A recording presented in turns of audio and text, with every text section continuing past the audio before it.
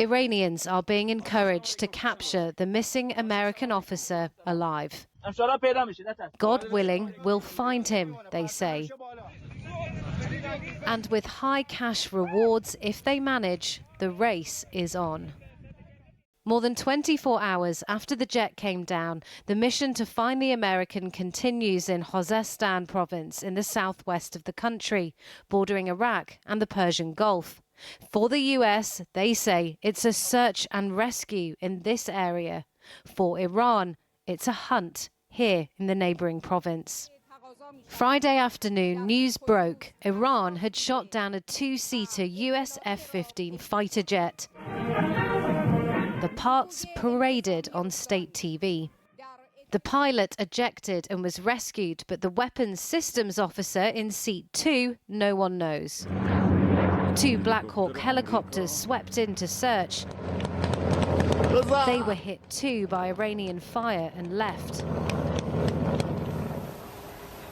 While another fighter aircraft was hit and crashed over Kuwait, the pilot safely ejected. A downed jet and a missing American officer tell us 3 things about the war in Iran. The US claim of total air dominance has taken a hit. Iran can still hit back. And Donald Trump's claim that the US is winning just took a hit too.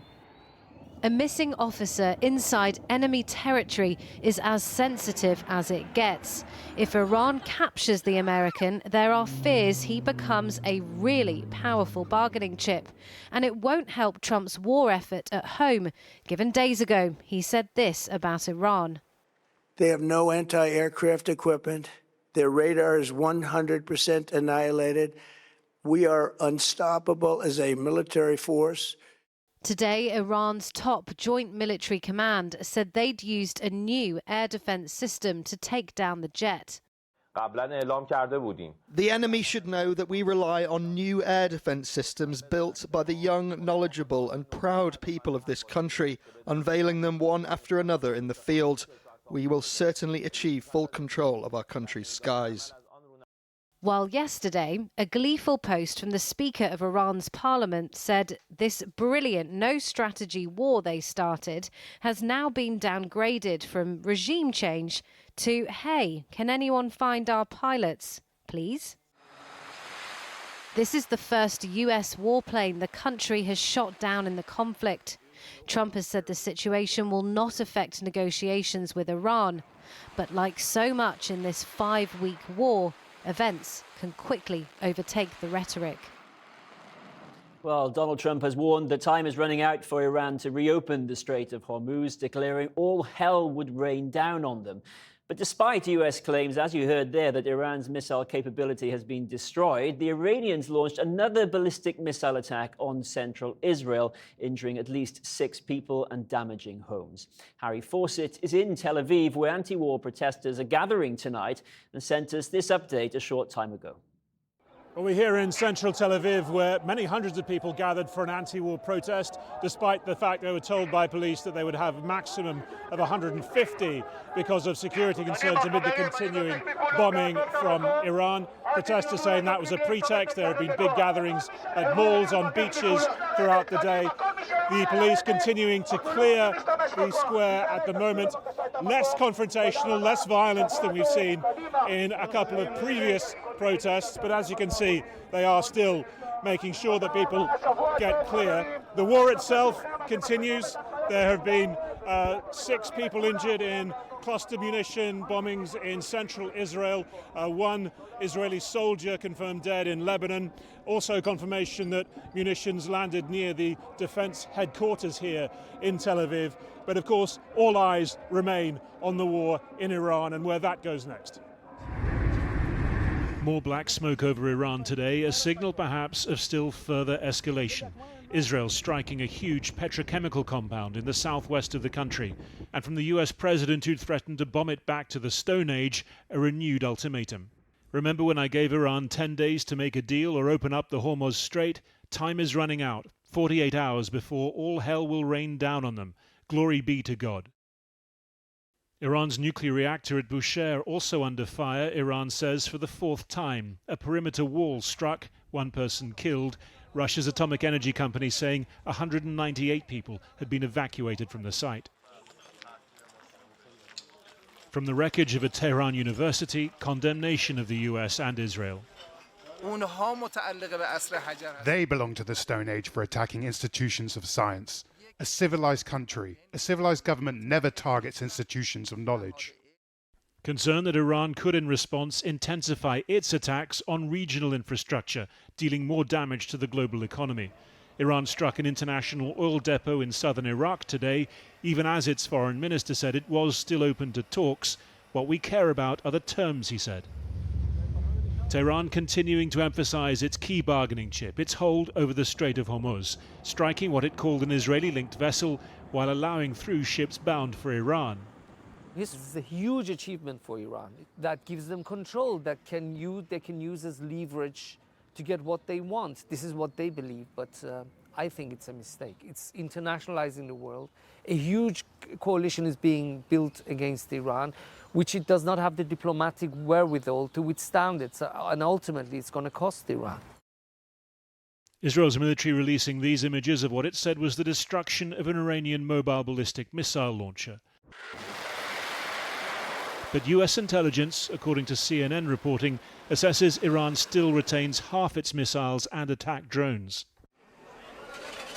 Residential areas in central Israel hit repeatedly today by Iranian ballistic missiles releasing cluster munitions, harder to intercept, falling indiscriminately.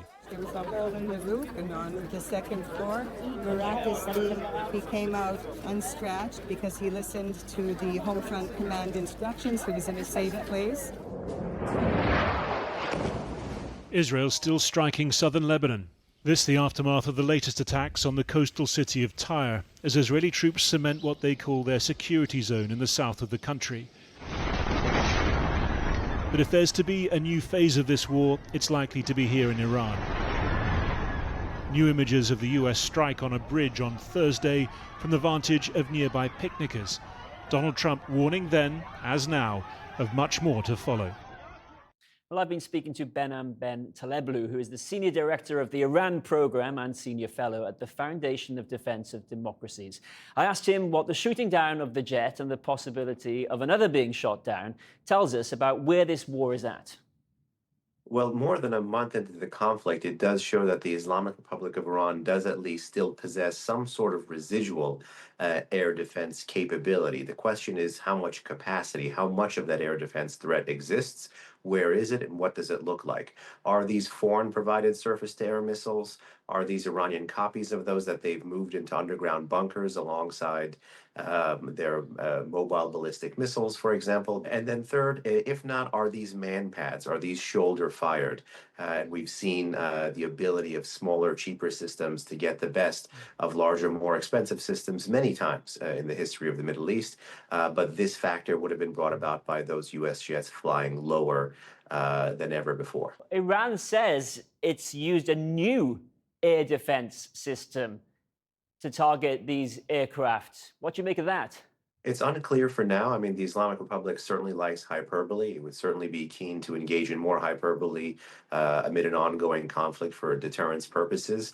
But it depends what we mean by new. Sometimes the Islamic Republic cannibalizes older systems. Sometimes it marries together its patchwork of existing foreign and domestically produced systems. So until we see more imagery and until we know more about the actual capabilities, we're going to have to take the regime statement here with a grain of salt. And yet, Donald Trump and his Defense Secretary Pete Hegseth told the world that America had total, complete, 100% dominance of the skies over Iran.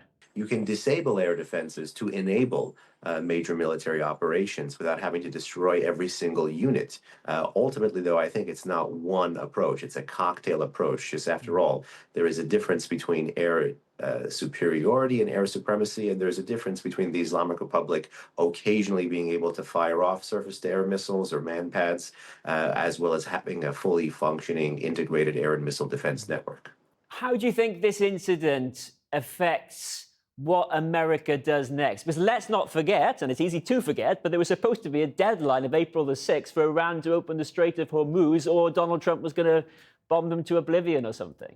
Yeah, I'm not quite sure what the status of these deadlines are, particularly because they're married with a certain series of negotiations that occasionally the Islamic Republic denies publicly and then engages in privately. But that tells you about a certain level of confidence and a willingness to fight in this regime more than 1 month into the conflict. And there are no alternatives or pathways to victory other than degrading and destroying the regime's missile program or ferrying out or destroying what's left of the nuclear material, the fissile material, or more importantly, as you mentioned, trying to reopen the Strait of Hormuz. Anything else, I think, with respect, would be posturing, and therefore battlefield conditions, more than political timelines, will define what happens next. Do you believe that the US is actually having indirect talks with someone who is mandated, who has the authority to represent Iran right now? This is a regime that I liken now to being a zombie regime. It's headless, it's weak, but it's still lethal. But it is going in many different directions at once. And it's a real question.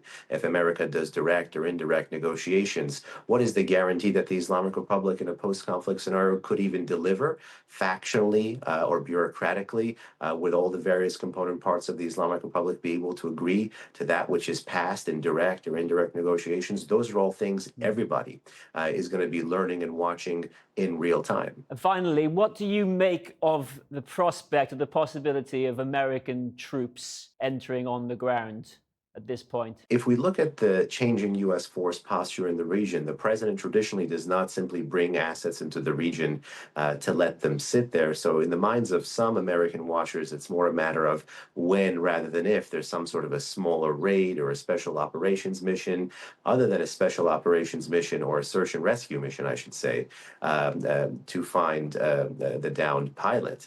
At this point in time, it's really anyone's guess in which direction the president may take that. And I would still say that's a low probability situation, but certainly a high impact one, and one that could be a game changer in the direction of this conflict. Ben and Ben Taleblu, thank you so much for speaking with us. Thank you.